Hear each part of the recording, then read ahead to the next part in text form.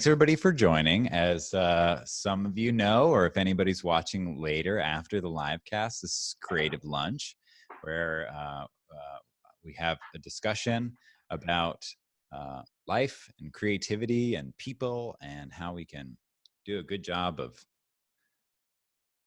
being creative, even though the time is really strange. And our guest today is Alyssa Petersel. Am I pronouncing that right? Yeah, perfect. Sweet. And I really appreciate you being here. Thanks for having me. Yeah. How are you doing? How's the day going? So far, can't complain. Weekends are a bit more restful than the weekdays, and it's sunny, which is a nice change. Based in New York, we've had a lot of rain and gray, and I've noticed there's definitely a lot of mood oscillations with the weather. So far so good. A little bit of an hour by hour report, I would say. I have, for whatever reason, been to kind of stay away from the weather-based mood change. I don't know. Sorry, not to like jump in, but I haven't experienced a whole lot of mood change based on weather. But I know that many people do. A lot of my friends do. Yeah. What do you notice if you have mood changes? Does it seem like there's another thing that affects it more? I think my mood changes tend to be influenced heavily by interpersonal conflict. It could be between a partner or family or something like that. Yeah. It could like definitely put me off into a weird course, a mood in a different way than the weather, I guess. That makes a lot of sense. Yeah. So can you talk a little bit about who you are, what you do, and definitely. So my name's Alyssa Petersel. I'm the founder of MyWellbeing, where we help people match with the right therapist for them. We help providers really grow and manage their business, but also their professional community. And in addition to helping people find the right therapist, we're really growing a digital platform and community where people can find resources and find perspective, just to better weather the distress of the day-to-day and come back to center and come back to grounding. So that's a little bit of what I'm up to right now. In the past, I'm trained as a social worker and trained as a therapist. I've worked clinically for a number of years as a therapist, one-on-one with individuals. And I'm also a writer. I published my first book in 2015, actually, I think. Lose track of the years. Cool. How did you like writing a book?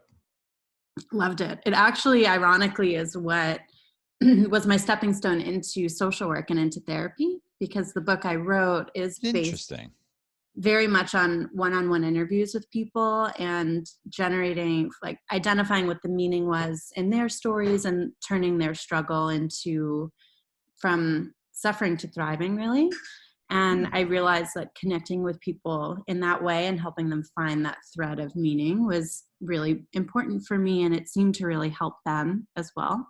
So that planted the seed of, I think it's really related to therapy. I think I might like being a therapist and also continuing to write while practicing. So the original plan was to go to social work school, continue to write more full-time, and work as a clinician outside of my writing hours. And when I started school, I more seriously pursued my own therapist search and just discovered the hard way how difficult it can be to not only, connecting with a therapist who's the right match is that next step. Just connecting with a therapist at all is really hard. Sometimes you have to call 20 people, 100 people before anyone calls you back. And then on top of that, to want or need them to be the right fit can sometimes feel like a really tall order. Right. So it became clear to me through my own journey that there just needed to be a better way, a better system. Right. So I started MyWellbeing in 2017, and now it'll be our 3-year anniversary in June. Wow. I was talking to a friend of mine earlier today, and I was telling her about you and how you're going to be on the show. She happens to be a matchmaker. Cool. And she was like, that's cool. Is she like a matchmaker, but for therapists and people? Yeah, pretty much. Yeah. And she brought up a good point. and she has a lot of experience trying to find therapists in New York. And she related that matchmaking for relationships is somewhat similar to matchmaking for therapists, because you really do have to find the right person for you. 100%. And it's very difficult to find. Maybe a lot easier to find than the love of your life, but still challenging. It's still hard, yeah. There's a lot of interpersonal dynamics and personality aspects and style aspects that go into really feeling seen and heard, feeling a sense of connection. I think that's what we're all looking for in our romantic connections. And it's really powerful clinically as well, in order to feel like what you're communicating is being received in the way that you intend it. It makes a huge difference, and it's hard to find. Just to give everybody a roadmap of kind of where we're going, and Alyssa, I can give that for you too. I would really like to talk a little bit about you as a creative person and sort of the journey that led you from, which is actually already very outside of my understanding, that you started with the book and then you were, ended up being trained as a therapist, and then you started a business. And I want to, I'm so curious, like what the moments of evolution or self-transformation were at those stages. And then we're going to go through some notes. I've been gathering sticky notes where people have been answering the prompt, I am feeling. We're going to go through those and talk kind of about what people are struggling with right now, and maybe what the path forward can be for some. And then we'll open it up for discussion. I hope if anybody's in the Zoom room, which I see there are a few, feel free to jump in or write a question in the chat. We can definitely have this be more like a conversation or a discussion amongst friends than two people interviewing each other, having a solo conversation. So if anybody wants to jump in or has something to say, you can raise your hand or you can type it in the chat and I'll bring it up.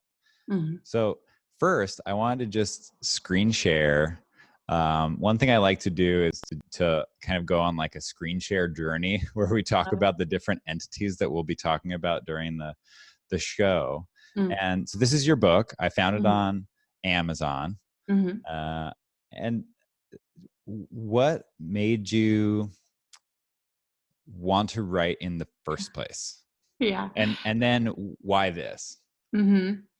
So is there a better page, by the way? Like, do you have a page specifically for the book or on a personal website or something? The website is somehowimdifferent.com, but this is a great page too. I mean, the cover art was partially designed. You'll notice all the black script, like the black design on the right side is from a graffiti artist in Budapest. So it's pretty beautiful. I am.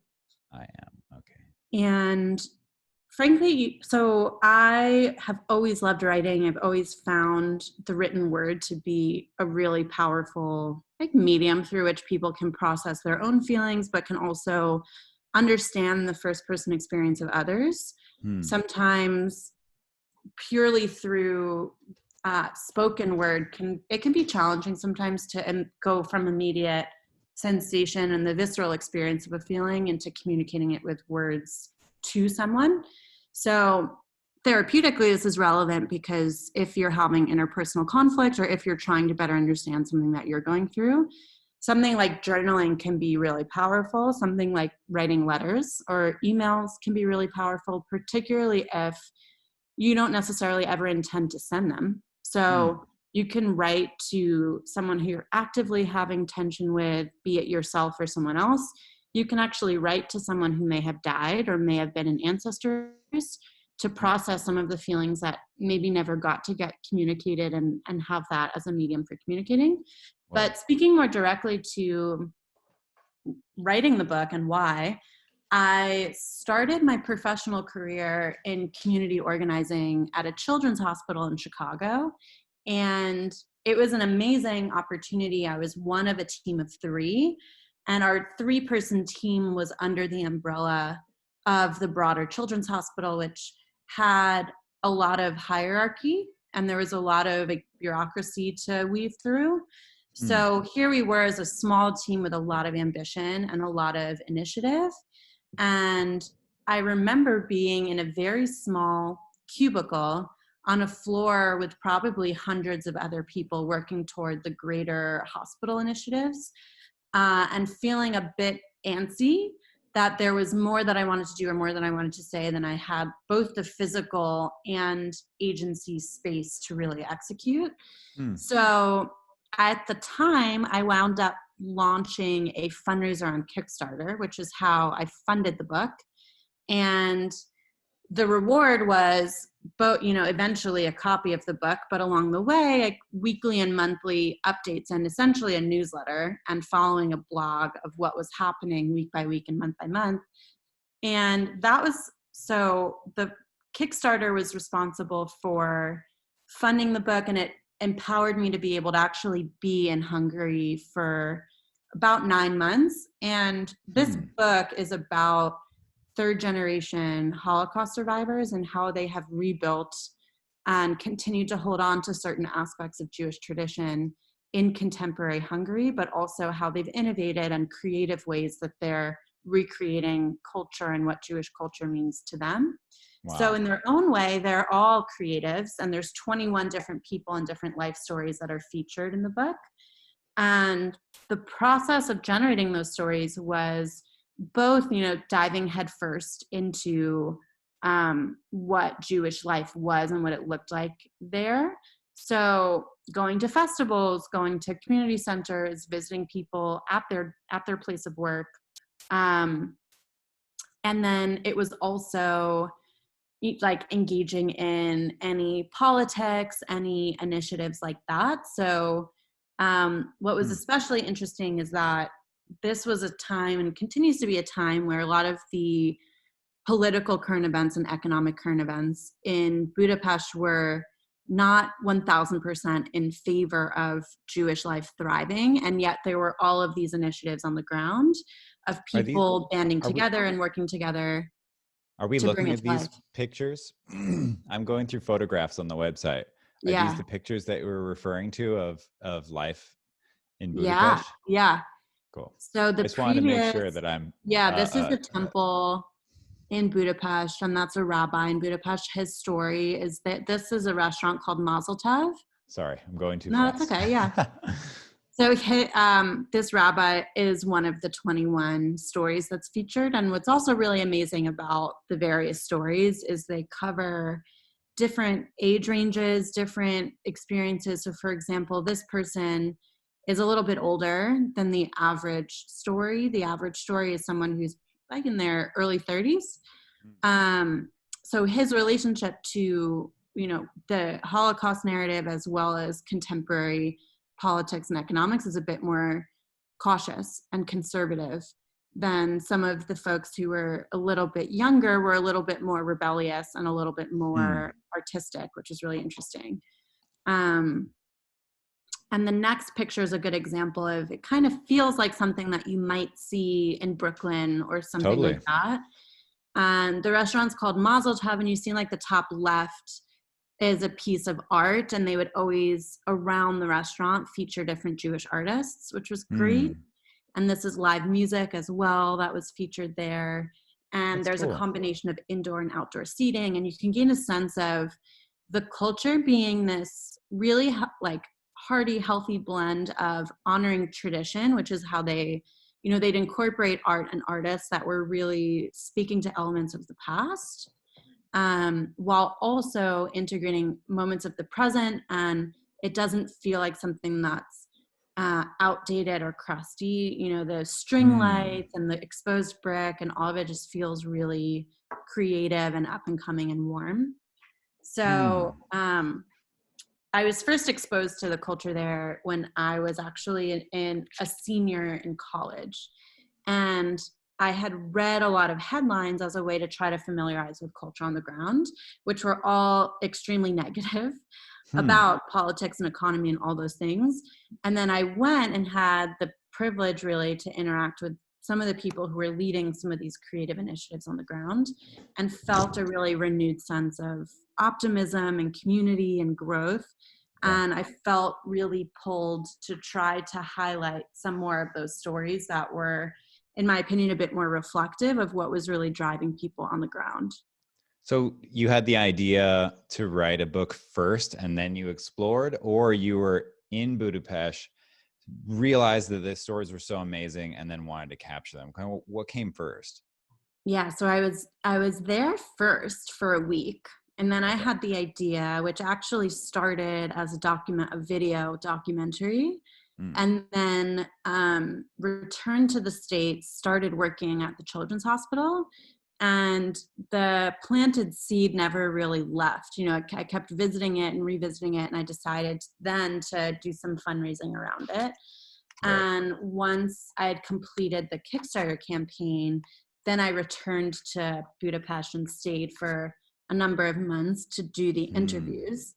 And then I returned to the US to edit, and I was working as a waitress and bartender at the time. Nice. While editing. Classic story. And then as I got closer, I was looking for a publisher. And once I identified my publisher, I also applied to get my MSW. And it was during my social work degree that I actually published the book. Wow. So have you always been this driven? It sounds like you just kind of not only picked a dream to work towards, but then concurrently went in another direction. How were you able to do that? I know that a lot of people have trouble just doing the one. Oh, totally. I think something that's really helpful for me that I hope can be helpful for a lot of people is thinking through the what ifs and thinking through the worst case scenario. So sometimes something that can keep us from a dream or a goal is some of the thinking around like, what if I fail? What if it doesn't work? What if?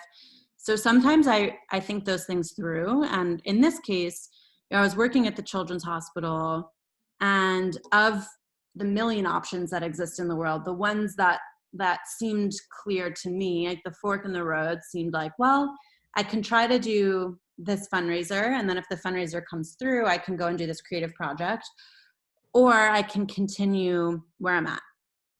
And I thought to myself, if I try to do the fundraiser and it doesn't work, I'll essentially be in the same position as if I didn't do it, right? If the other option was to continue where I was at. So that really motivated me, because I was like, oh, well, there's really no losing. I would try and have failed the fundraiser, but then at least I would have tried and failed, and I wouldn't consistently be thinking about it and kind of be setting myself up and then stepping back and stepping forward and stepping back. Right. And I think that I also thought about, so that's one sort of thought exercise that's really helpful for me, is like, what's the worst that could happen? And then also something that's really helpful for me that I hope can be helpful for a lot of people is zooming out a little bit and thinking like 10 years ahead, hypothetically, and then picturing myself 10 years from now in hindsight, wondering like, what would 10 years from now me wish that I had prioritized now?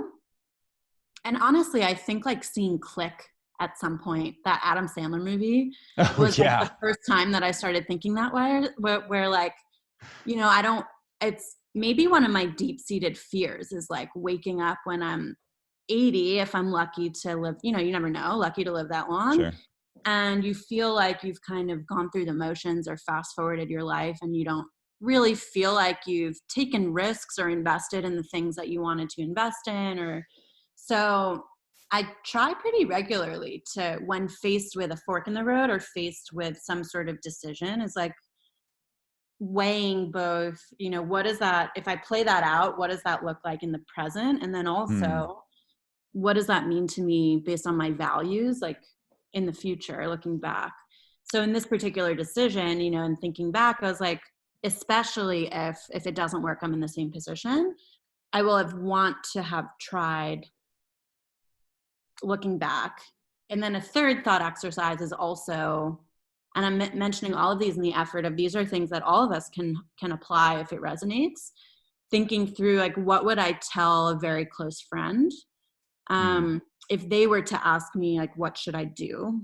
And that can apply to creative or career decisions or directions. It can also apply to interpersonal conflict or apply to intrapersonal conflict. So I'm very familiar with burnout and anxiety. And sometimes if I feel myself, each time I experience peaks of anxiety or burnout, I become more familiar with what it feels like.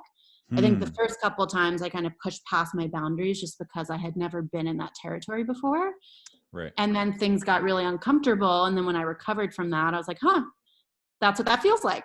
So now, you know, I'm a little bit more lived experience of what it looks like to go past that boundary. And when I feel myself like approaching it, I try to view myself as though I'm a very good friend or even a client, and thinking like, okay, is this project or this initiative worth what, you know, the weeks or months of recovery that you'll then have to invest coming back from it?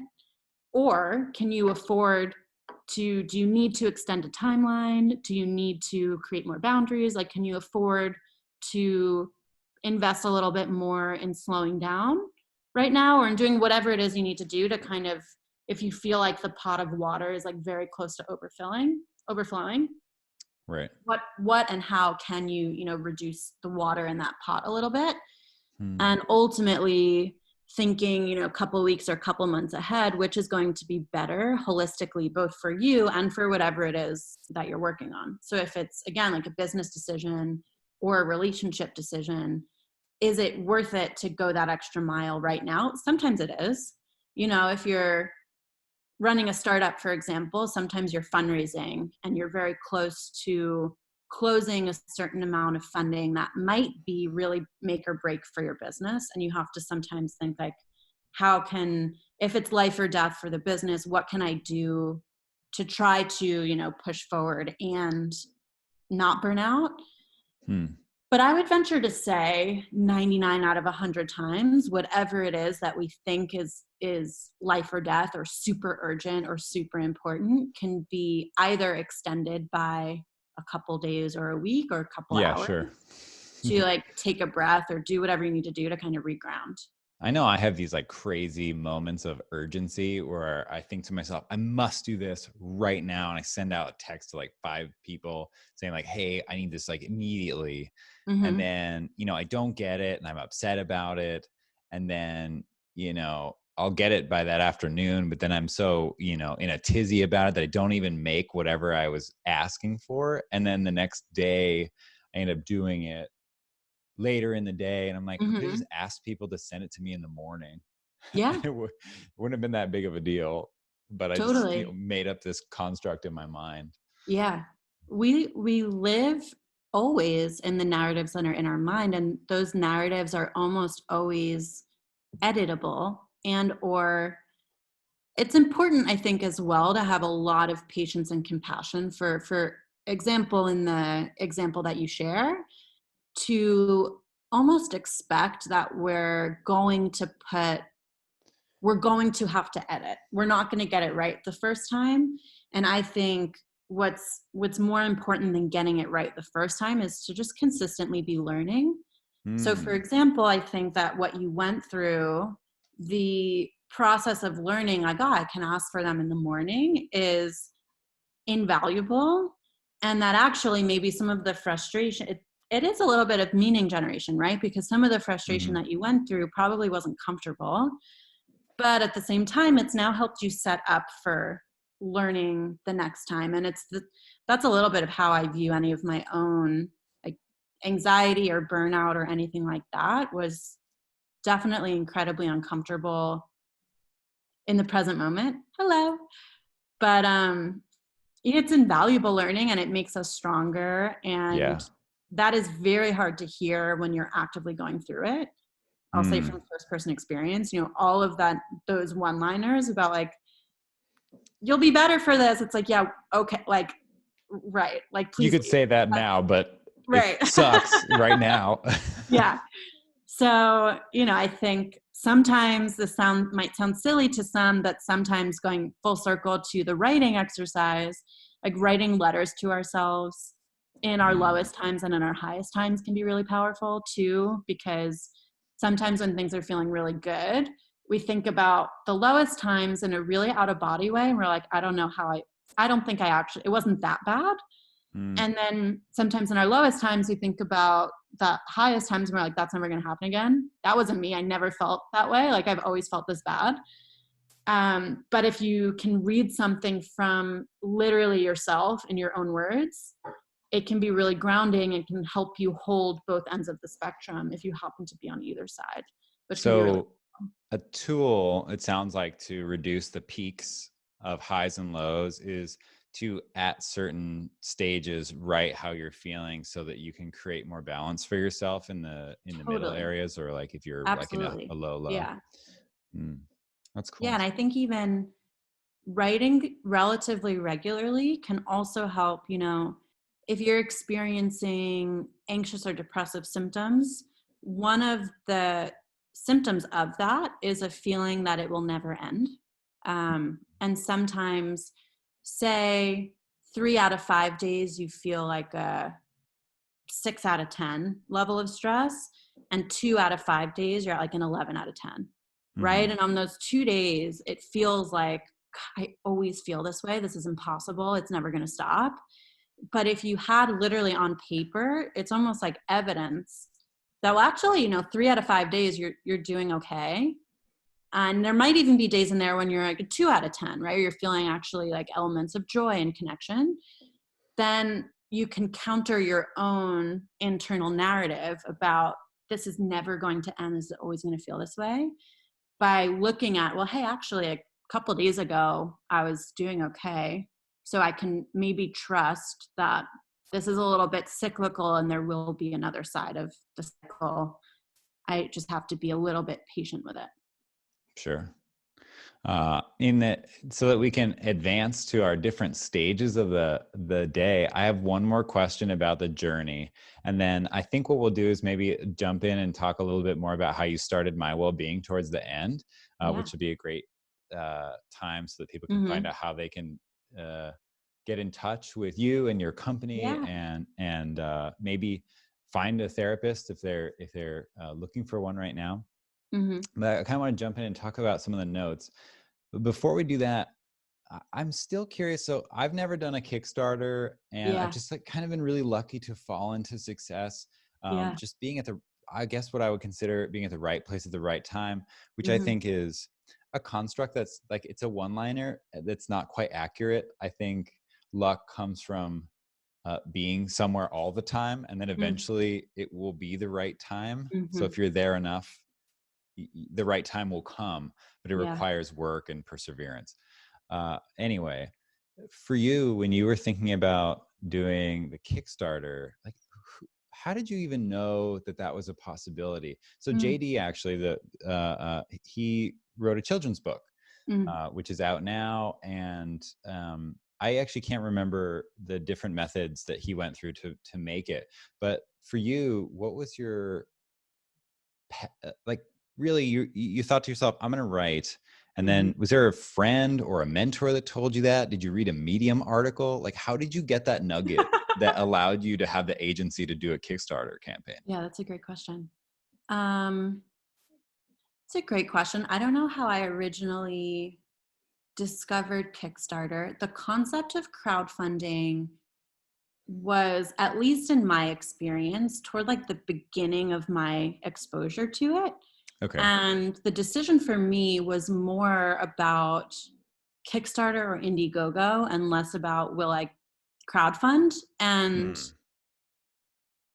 I would say a single mentor or advisor didn't tell me to do the crowdfunding. But what I will say is, I think that every person is almost like the whole is the sum of its parts, right? I think that speaks to certainly the different narratives we hold internally and the different parts of ourselves. But I also think the things that we've been told throughout our life, particularly in our earliest years, like through however old we are, but our earliest years are really formative.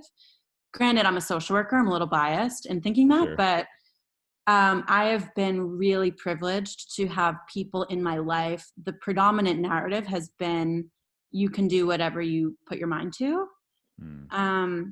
And while there have been periods of my life where that's actually been really debilitating, it's been the driving force in a lot of my anxiety and what I would consider perfectionism that I like to separate myself from now.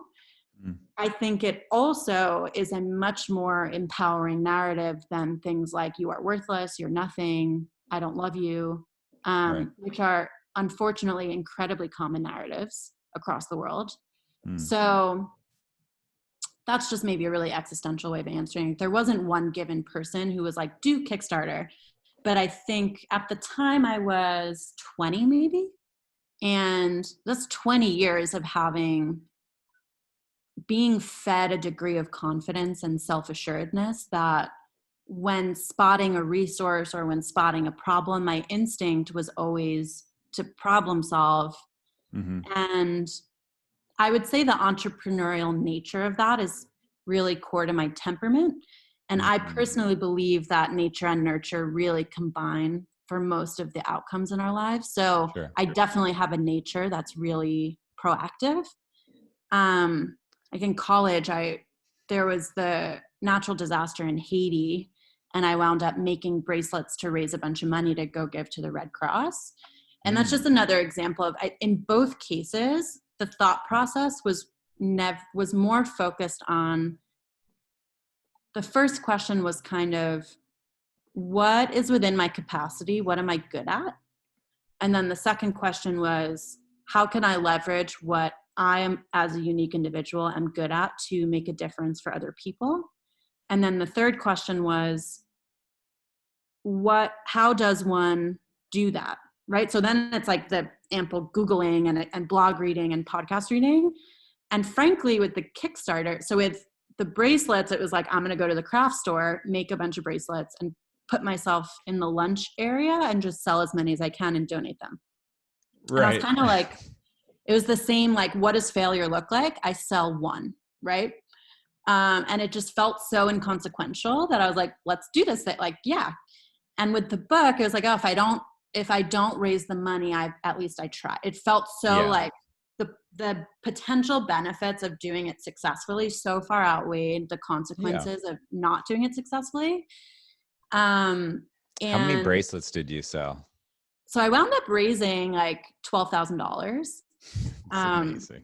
I don't remember how many bracelets, but I also for years like wore them after that. And that was like, it was one of those things. Yeah, I think particularly in the beginning, like when getting your feet wet with stuff like this, I think it's important to do stuff that's relatively inconsequential. So you can just like flex the muscles and go do the thing.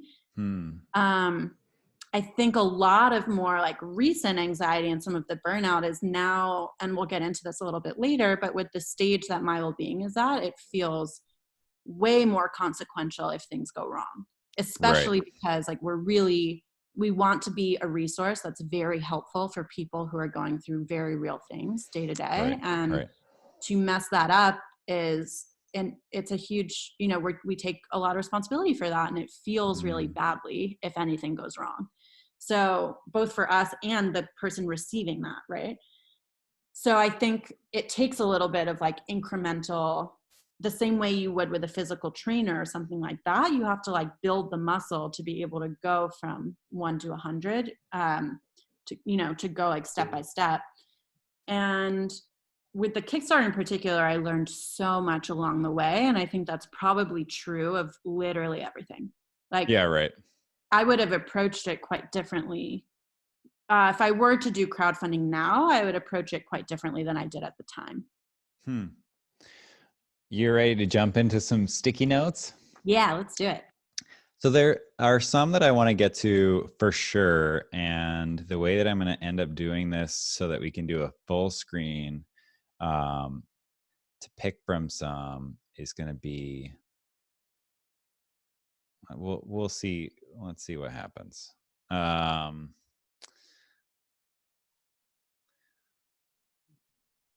So we can go through them in any number of ways, but I'm just going to put them up and then we can talk about it.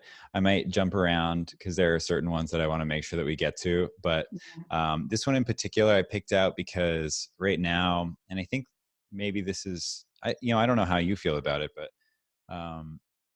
for a lot of people, their jobs are so different that even if they have the same job, they now feel like they're not good at it. Maybe there is a feeling of disconnection. And I wonder if you, do you feel this? Is this something that, that you hear a lot about?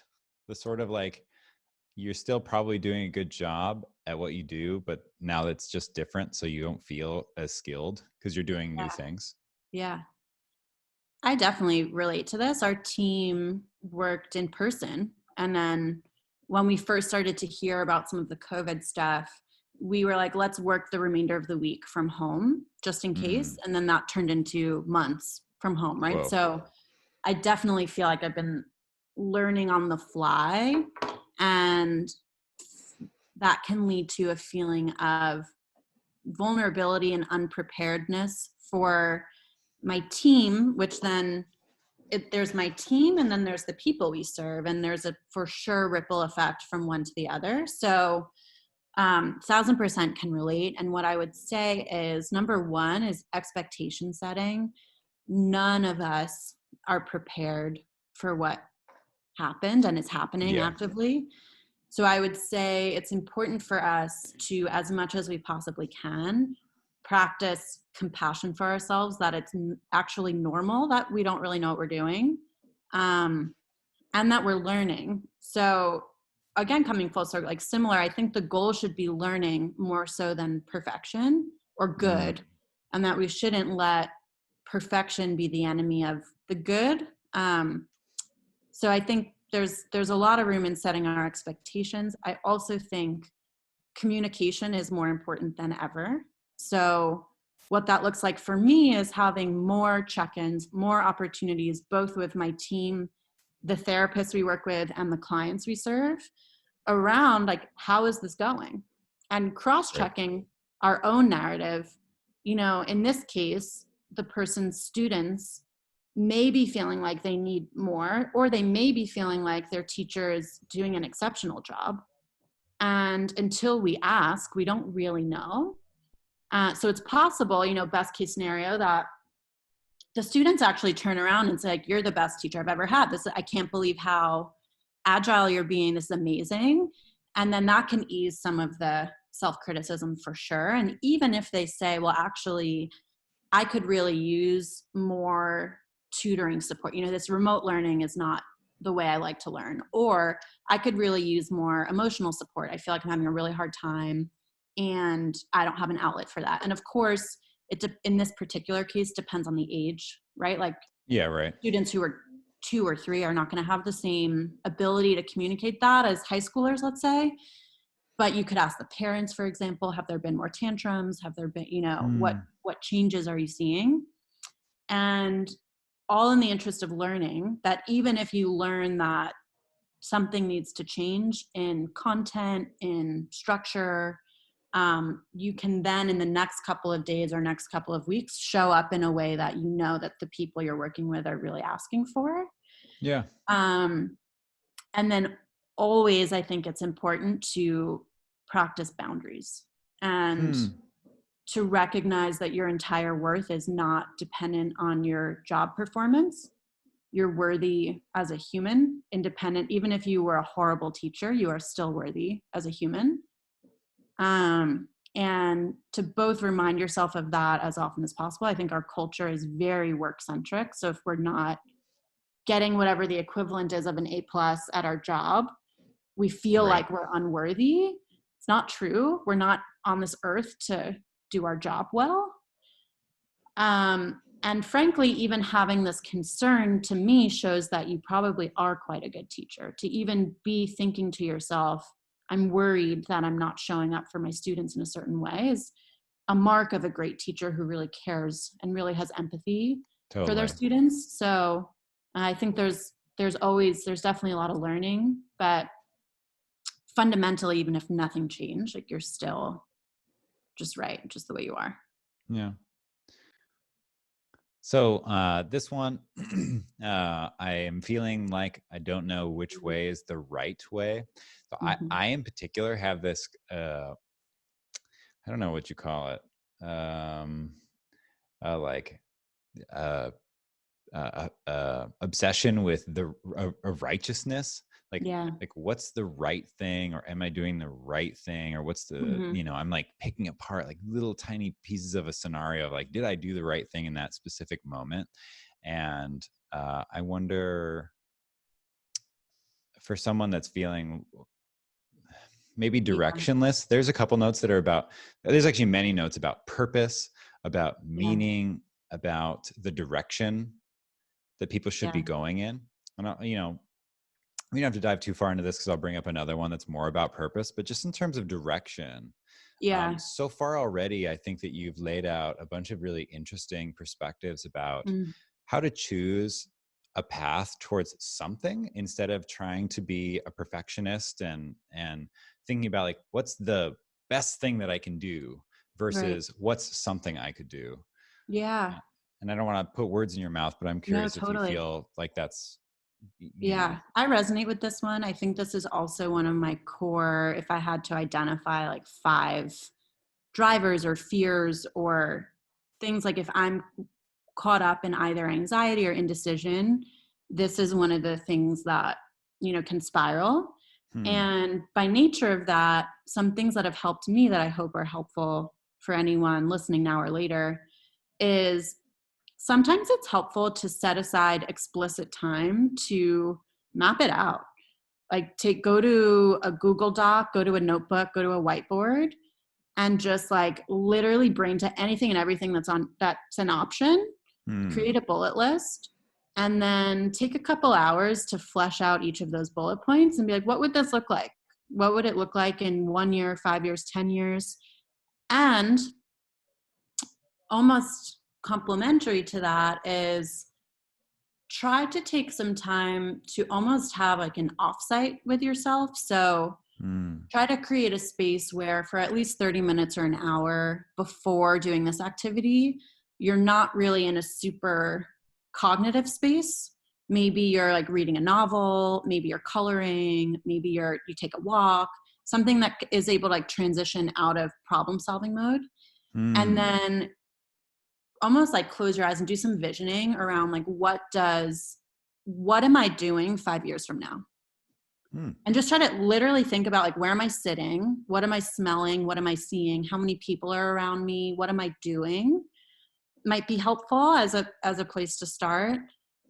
And just cognitively, some of the like one-liners and mantras that have been really helpful for me, that have been liberating from some of the anxiety that can come from what is the right way, is first, almost if you get like any decision is better than no decision, which you said a little bit, which is, you can pretty easily get caught in a analysis paralysis, and then you wind up kind of driving yourself into an uncomfortable place. And then also related to that is recognizing that there isn't a right decision. None of the decisions in their entirety are going to be fully right. So no matter what you choose, you're going to have doubts, and things are going to come up on that path that will have you second guess and will have you think about the other path. And for me, that's really liberating because it takes away the prospect of, if I choose one of these, then all will be right in the world and all will be right internally for me, and it's the perfect path. Knowing that all of them are imperfect and you're going to think about the other one no matter what, kind of, for me, relieves some of the worst case scenario of, and it's worth unpacking for yourself as well. Like, what are you afraid of about choosing the quote unquote wrong path? Yeah. What is that, in playing that out? What does that really look like? And if it's just that, maybe the other path feels like might have more impact, the other path feels like might have been more aligned with your skill set. Yeah. Recognize you may have doubts about that either way. And then also what can be really liberating is truly like embodying and digesting that you can always change your mind. There is nothing stop, like, you could do something for 3 minutes, you could do something for 3 years, and then you can decide, I actually think my skill set could be used in a different way. I actually think, that other thing that I was thinking about is more aligned with what I want right now. let me try that. And there's nothing stopping you from doing that. The next note that I'm going to show pertains to suicide, and I want to throw that out there as not a warning, because I think that we should be able to talk about these topics, but just as a preface, if you're sensitive to it as a topic, be aware that we're going to be talking about suicide, and I hope you can join us on a journey in talking about the topic that's comfortable and safe. And I don't think anyone is going to put anyone in a bad place. Alyssa, you've so far have just been incredibly insightful. So thank you. Let's talk about this. So very simply, someone wrote in saying suicidal in response to the I am feeling.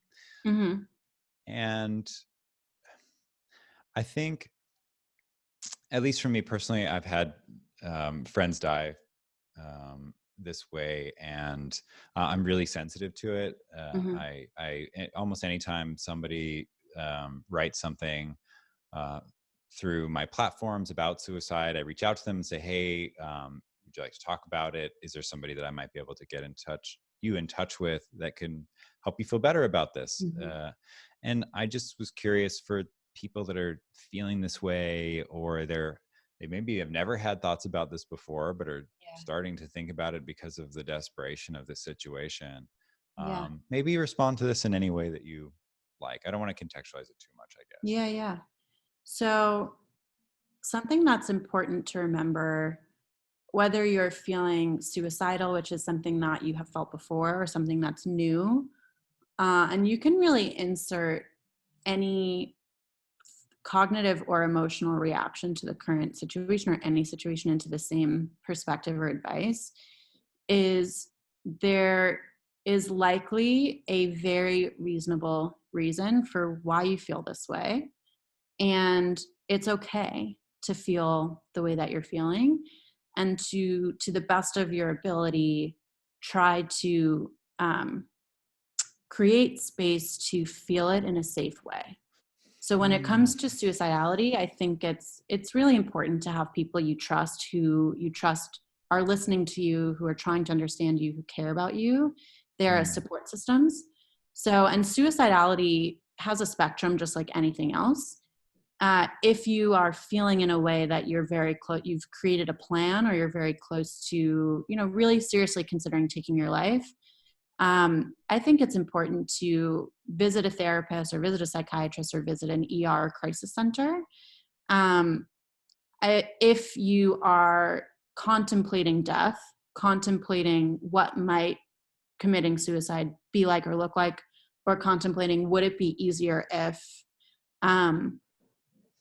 I still think it's important to surround yourself with a support system. But what I mean to say is, like anything that you would visit an emergency room for, when something is life-threatening, you should visit the emergency room. If you accidentally cut your finger while opening an avocado and you're bleeding really profusely, you want to go to the emergency room. If you're feeling like your life or the life of someone else might be at risk, you want to go to the emergency room.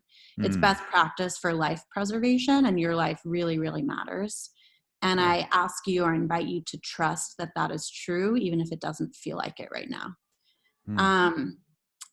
With challenging feelings, existential dread, depression, suicidality, I welcome the reality that this is a really unprecedented time, and it's really normal to be thinking about death. A lot of us think about death a lot more than we even give credit to.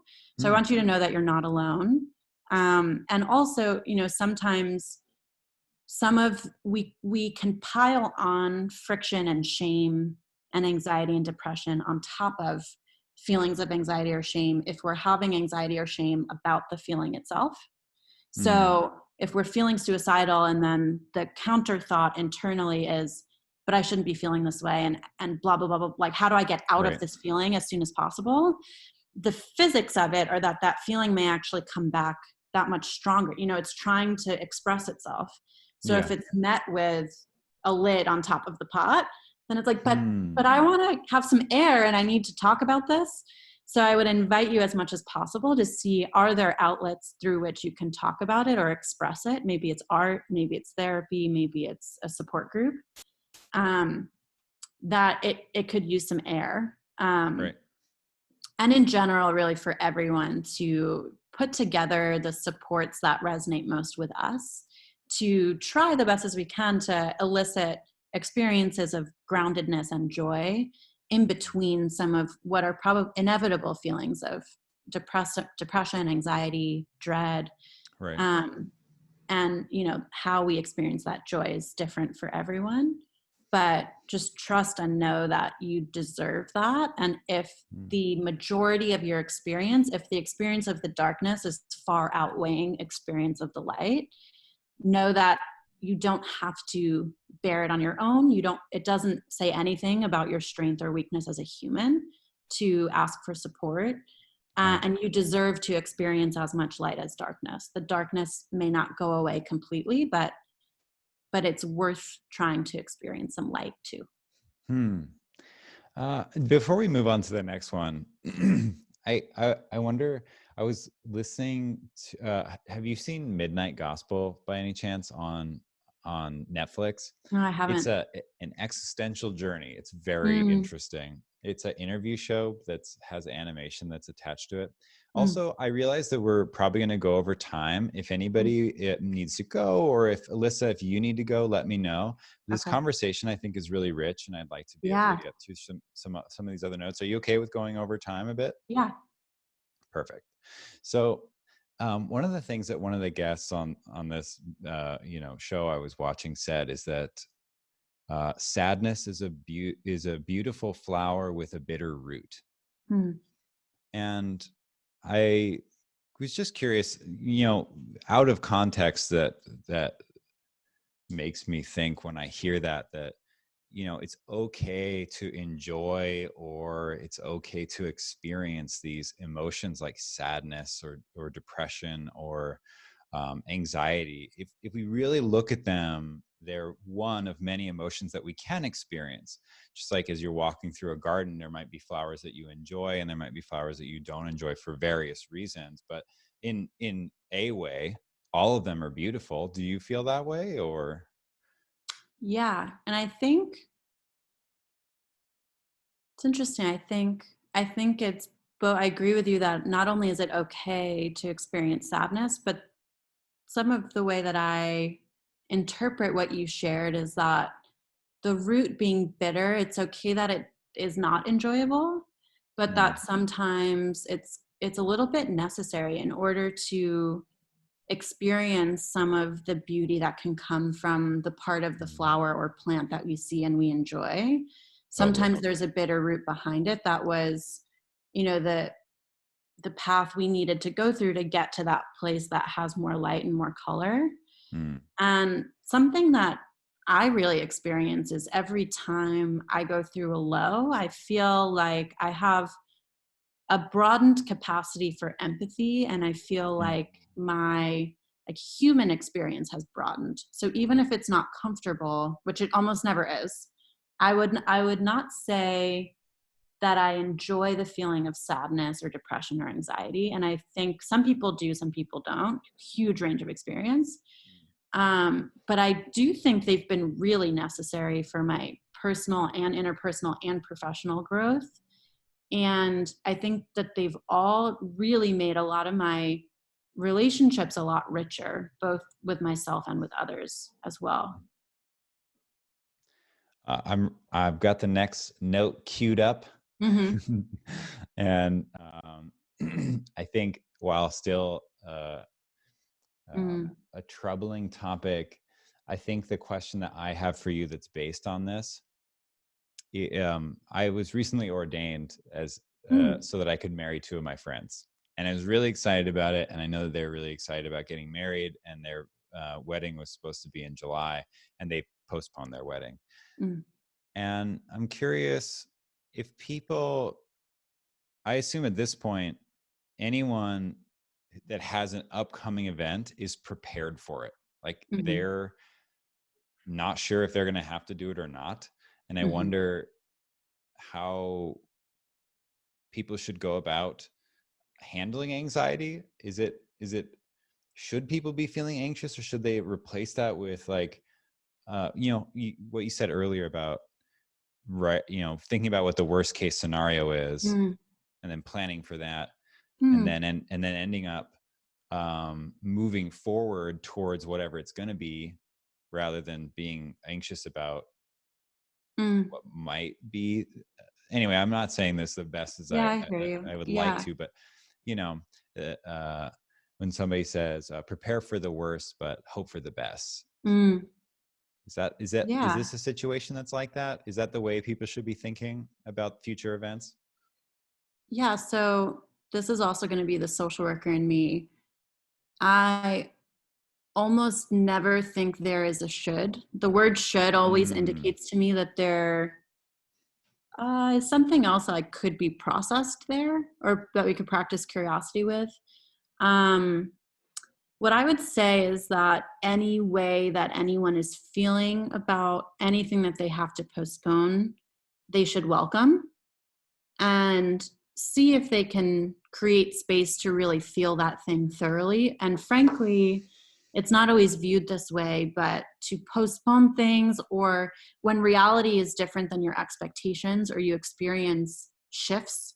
So for example, working from home instead of working from an office, or getting married in the spring instead of in the fall. That is an experience of grief. That's not to belittle having to grieve the loss of a life or something like that, but you're grieving the reality that you had in your mind and your internal experience about your fall wedding. You're grieving all of the things that you would otherwise be doing right now, whether it's your registry or your dress fittings, or like the various, you had expectations and you were in a lot of ways living a certain reality that you have had taken from you, that you have to grieve and create space for the new reality. So I wouldn't say that someone should replace their feelings of anxiety, but I do think that there are tools and perspectives that can be helpful. So like you said, thinking about 10 years from now, when you're looking back, will it matter to you that your wedding was in the fall specifically, or in another time? And frankly, the fall might be, I see that my fall wedding, that literally the word fall is included. It's possible that the wedding being in the fall is very meaningful to this person for some reason. Maybe every woman in their family has gotten married in the fall, or male, or whoever. Maybe there's something about the changing colors of the leaves that's really symbolic and meaningful for that, like, et cetera, et cetera. So what I would say is just do a lot of reflection and see with that, say you're 10 years from now and looking back, if the fall itself is very meaningful, would it be impactful for you to get married the following fall? If the fall itself is not meaningful, is it most important that you're marrying to this particular partner? Are there deeper rooted concerns about the marriage, or is there something about wanting or needing to get married very quickly, something that you want to communicate or process with your partner? I'm not saying there is. I'm just saying, something to anywhere where the anxiety is like clinging to or really rooted. If there are themes or patterns of what about the postponement is the most anxiety provoking, I would welcome learning about that. Being like, it seems like, moving a couple months, maybe it's a concrete financial concern. Maybe you've had to cancel a venue or cancel vendors, and that's costing you a lot of money. That could be a very real possibility. Yeah. But whatever it is, thinking about, it's a learning opportunity to learn more about yourself, potentially learn about your partner, potentially learn about this new chapter that you're starting, and seeing what you find out. On the learning side of things, it seems like in some of your philosophy, would you agree that you balance the things that you are potentially going to learn from a bad situation with the actual bad thing that happens? Definitely. Yeah. Yeah. I think it's been really powerful for me to maybe reframe or to always, like, when in the midst of something that's really challenging, try to remind myself or reframe or keep in mind somewhere that I'm learning something or I'm growing in a certain way, or, you know, an anecdote of this is even at work, sometimes because it's a startup, almost every experience is a new one. And as a, what I would call, recovering perfectionist, I tend to be in a better mood when I am doing something that I feel that I'm good at or have some sort of evidence that I'm good at. And when I feel that I'm not good at something or believe that I'm not good at something or perceive, etc., my mood is more anxious or more, you know, activated.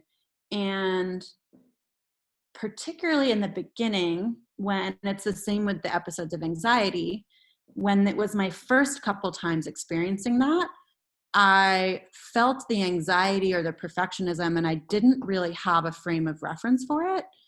And then, so say hiring, for example, the first time that I hired, I had a lot of like, who's the right hire? What's the right way to do this? What XYZ? And it felt really momentum, really life or death for the business, for the people we were serving. Now that I've hired a few times, I feel marginally less anxious each time. And I can, in hindsight, kind of hold and recognize that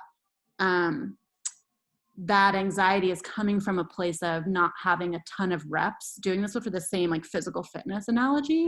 Sure. And it's only by nature of having experienced that difference from hire 1 to hire 5 that then when I'm in a different new experience, that I can have the visceral comparison of, like, I bet that this is like that other thing where like I'm super anxious right now because I've never done this before. But I wonder if after doing this a few times, I might feel better about it. And I wonder if this first really uncomfortable time is actually like laying a brick, you know, that building for eventually what won't feel quite as overwhelming. And it can feel a lot harder when we don't necessarily anticipate having to repeat that thing. So for example, if someone in our life dies, if we have to postpone our wedding, it may not feel like we're gaining a rep on, well, the next time I do this, it'll be easier. Yeah. But it's still an emotional, it's a cognitive and bodily emotional experience and rep of something that our reality being different than our expectations, something being taken from us, some adjustment that we're having to make, and recognizing that the next time we're presented with something like that, we will have learned a little bit about the nuanced particular ways that we are triggered and the nuanced things that like are threatening our values or threatening our sense of safety. And not only will we have a wider distress tolerance when we're feeling distressed, but we'll know what are the things that are most provoking for us and how can we actually like proactively maybe reduce our exposure to those things. So if it is like financial stress, you know, when we're planning large financial investments, are there ways that we can maybe allocate 30% of the budget to just in cases? Yeah. And then if something comes up that we're like, oh shoot, we can use that emergency budget, right? So that's one example of like, once we learn what is it that's like really gnawing at me right now, we can both learn that and then also have more distrust for it more tolerance for it next time, and be able to sort of set up new routines and new practices for ourselves. So like, oh, it seems like this pattern is like really, for me, like the most stressful thing for any number of reasons. So how am I gonna be my own best friend, my own toolkit, and figure out like, okay, what can I set up so that that particular trigger is slightly less triggering should something happen. Before we move on to the next note, it's a little more lighthearted, but still about the control of how to feel certain things during quarantine. That'll be our last note. Hannah, do you want to jump in? Do you have any questions for Alyssa while we're all here? I know we've gone over time, and so people had to get on to their day. But do you have any questions, or are you interested in jumping into the conversation? I do have a question about social media. because I feel like accounts like yours are really important. And do you feel like the current situation changed something in the relationship people can have with this type of like work on social medias? I like to think that technology at its best, social media included, is a connection vehicle, and it opens up doors that weren't possible before for people to connect. So even you and I being in radically different geographies, being able to have this conversation is really amazing if we think about it. In the same way, if we zoom out, it's like pretty incredible. And our social media account, like being able to consistently put out content that someone can engage with as regularly or irregularly as they want to, it's pretty amazing. So I would say, I don't know that there's anything specifically about COVID that has changed my fundamental belief about that. But I think that people, while they could have chosen to receive the supports that they wanted and needed in person previously, this new situation has made technology, at least in the short term, the only option. So people have had, for folks who have not found tech to be particularly resonant or comfortable or fulfilling or any of those things, they may have had to, adjust the ways that they leaned on or utilized or visited in-person friends, relationships, events, and tried to gain those same things that they needed from things that were more virtual. I don't know, though, that long-term that they can possibly be the same. I think that people will continue to use both. I like to think that by nature of COVID, a lot of people and platforms that do have reach or are gaining reach have reprioritized having a part of their mission or part of their reach being for social good, being philanthropic, donating to a charity if they themselves are not doing nonprofit work, et cetera, et cetera. And I think that's also amazing. I am a little biased, but think we could have benefited from that long ago. And I hope that trend continues. But even just in the conversations you see about actors and celebrities and athletes, like newly opening up to the importance of physical and mental health and using their platform to speak to that. So all of this said, I think social media in particular still carries the same vulnerability of, I would encourage everyone who uses it actively to maintain expectations and the reality that what you see on social media is not the whole truth. So to try to be mindful of when and if you're comparing self to other and feeling like either here's this group of people who are having a really hard time, so I feel especially guilty if I'm not having a hard time, or here's this group of people who seem to be handling things so smoothly, why am I having such a hard time? To try to, when possible, like tune in to what you want to need, where and when you can, fill some of the voids that you will inevitably have, and try to gain some joy and connection and resources from some things that are being more accessible or more promoted than ever on outlets like social media. But to also recognize, like, if you start to tip into either some of, the numbing scrolling that we can do, or some of the like reaching for immediate gratification, but actually feeling worse if we're on social media, just to try to pay attention to some of those cues internally and to disengage, even though it's our primary source of, or can be, a social connection right now, to still try to disengage and actually try to practice being alone as an alternative if social media starts to feel more hurtful or more heavy than helpful. That is super insightful. Sorry, yeah, Hannah. Thank you very much. Yeah. No, thank you. It was really interesting point of view. Yeah.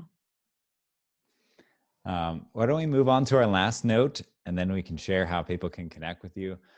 This actually glances on what you talked about just a little bit ago, about the feelings that people have that are sort of relationally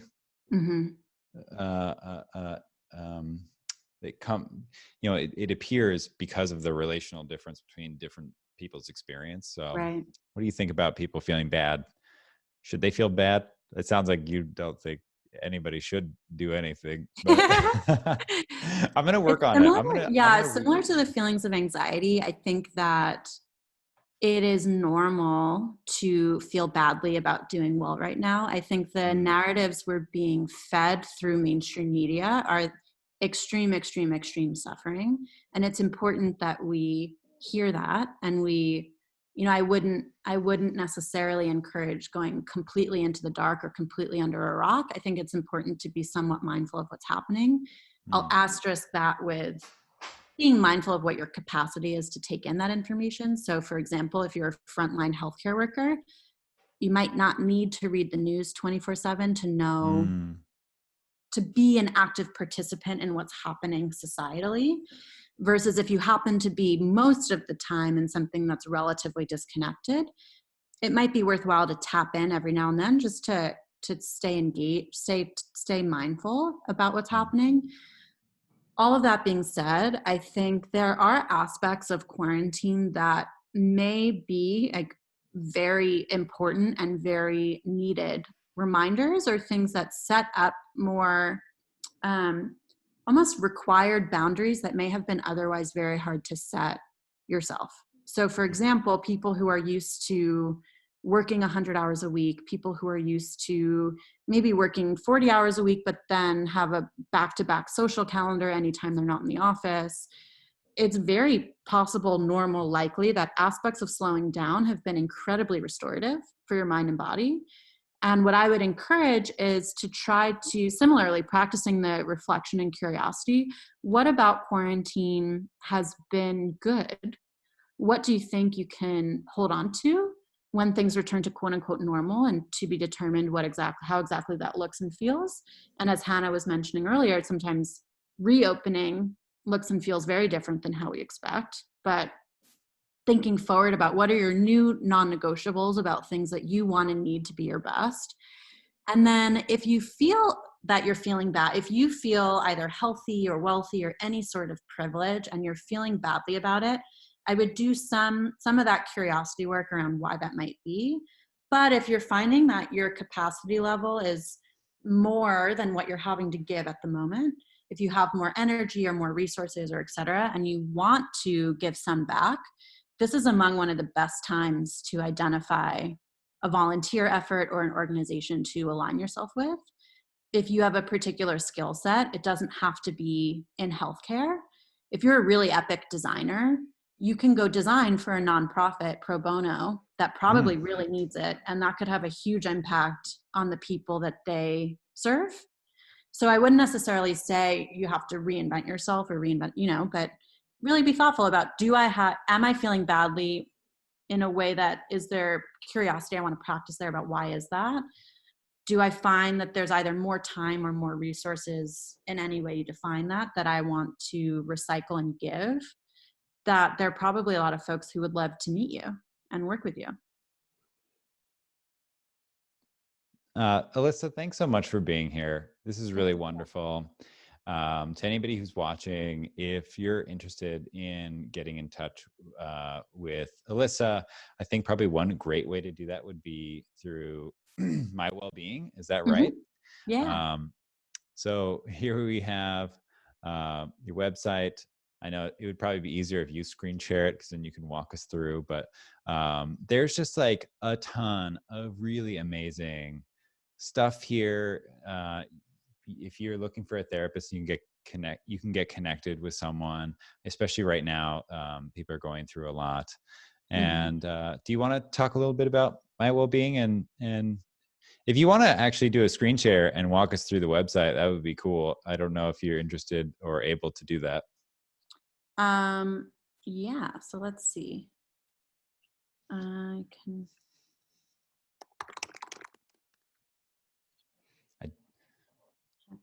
It's part of the creative process, getting put on the spot. I think challenges. I need your permission, Matthew. Oh, security. But while we're doing that, I'm happy to share that. Oh, great. So at the core of what we do is we help people find the right therapist. So what you would do, and this is some more information about what we do. This is how the matching works. This is just a preview of our network. And we've now helped more than 15,000 people. And we hear really regularly from the folks that we work with that fast, easy, and personalized are three of the things that they experience through MyWellbeing that they often don't experience elsewhere when trying to find a therapist. And if you were to go ahead and find your fit with us, we facilitate matching in a lot of ways. So one thing we're looking for are logistics, fee, location, timing. And you'd want to specify if it's one-on-one therapy or couples or family. There's also some of these prompts throughout that really we try to help explain. If something's confusing, we try to help explain what that might mean. And you'll notice, during COVID, our whole network, we're more than 200 therapists now, and our network is all offering remote and virtual care. We're also available in each of these locations in person, both, for following COVID, and you'd specify your locations. And then you'd go through and really you'll see here that we also look at style. This will be like what your therapist is like and how they're trained. Here you'd kind of specify fee. The style is going to be like what type of person, what type of work might really resonate with you, and you'd use the scales here to tap into that. The specialties are going to be things like anxiety or burnout or relationships, and you'd look in these different buckets and really identify whatever resonates most with you. This is pretty awesome. This feels very natural in terms of being and this able too, to, if you want to request a certain type of therapy, you might not know, right? So maybe you don't. And then we also take into account different identity aspects. So gender, for example, maybe you want to work with someone who's a person of color or who identifies within LGBTQIA. The age sometimes might be important to you. And of course, you can choose a range. And here we ask just that you prioritize. So for example, say the therapist's gender is the most important to you. You can scroll that up, or maybe how they identify or their expertise. And then if you were to be ready, then you would share how you want your person to reach out to you. You'd also share your own contact information. And the reason we ask for contact information is just to send you the people that we recommend for you. Sure. And then you receive a free phone consultation. You receive 3 matches and a free phone consult with all of them. And you can use that to start to gauge how does the fit feel, who resonates most with you. And you have us at MyWellbeing throughout the entire process to really ask any questions. Say you submitted this and then you're like, you get your matches and you think, actually, I put female, but no, I'd actually kind of like to work with someone who identifies as a male. You can email in and we're happy to adjust anytime along the way and help you out. So that's one resource. And then I'd say the other is our Instagram, that if you're kind of dipping your toe in the water and you're like, what is this therapy thing? What is this mental health thing? You can come here and you can start to see, we have some Instagram TVs that answer some brief questions. We have posts that often, feature expertise and advice from the therapist we work with. So if you're experiencing anxiety, for example, you can come here and just start to learn. And same actually on our website. It's funny, you can see my most frequented things as I type in. In our content corner, you'll find also a lot of resources, both from Therapy 101 is like, how do I use my insurance or not? Ask a Therapist is we have real life therapists with expertise answering very specific questions. Workplace well-being being often around things that come up during work, which is really common for a lot of us. And modern therapy stories are actually from people who are going to therapy, what the experience is like, what their journey has been like. So you can see, there's a lot of resources here that may also be helpful for you in just gaining more information and putting your own toolkit of sorts together. So we hope that that's really helpful. And also just thank you for putting this together, Matthew, and it was really nice to talk with you. It was nice to talk with you too, Hannah, and to share. And I hope these resources and the perspective's been helpful. Yeah, it's certainly been helpful for me. I'm really excited to continue the conversation. I'm sure there were so many things that you said that I wanted to just grab onto and dive into. Maybe another time Yeah, we could do I'd love that. But this has been really wonderful. If anyone's interested in watching more like this, you can go to artpluspeople.com/lunch. Art Plus People is something that I created. It's a very process-based organization right now. It's of just one person. It's just me. And I work with a variety of different other artists who are part of the collective in order to create really wonderful public programming that aims to bring people together, especially now in tumultuous time. I think, at least for me, I have a very personal responsibility to use the talents and ability that I have to think about how to bring people together to actually achieve that objective. And so we do that there. That's where this video is going to live. Awesome. It'll be on YouTube and mostly just on artpluspeople.com/lunch. That's also where you can find out about our next conversation. And definitely go check out, it's at Find My Wellbeing, right? On Instagram. If you're going to give anyone a follow from this video, go there. They just are doing some really amazing work. And thanks again, Alyssa, for being here. Thank you so much for having me. This was wonderful. I'm looking forward to talking some more. Yeah. Bye. Bye.